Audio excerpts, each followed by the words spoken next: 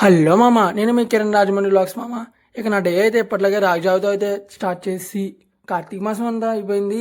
బిర్యానీ అయితే ఇంట్లో చేయమ్మా అని అమ్మని అడిగితే బిర్యానీ చేయడానికి అయితే మామ అన్ని రెడీగా చేసి పెట్టేసింది మామ.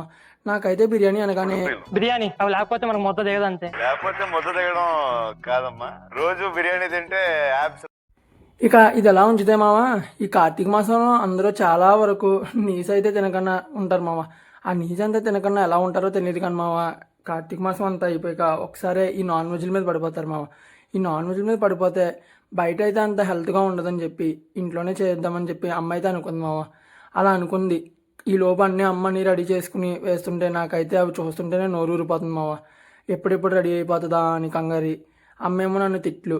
ఈ లోపు ఎలా అయితేనే మామ నానబెట్టిన బియ్యం అంతా వేసేసి అమ్మ అయితే ఇంకా బిర్యానీ మీద మూత అయితే పెట్టేసి ఇంకా నువ్వు వెళ్ళి నీ పని చూసుకోరా అని చెప్పేసింది మామ.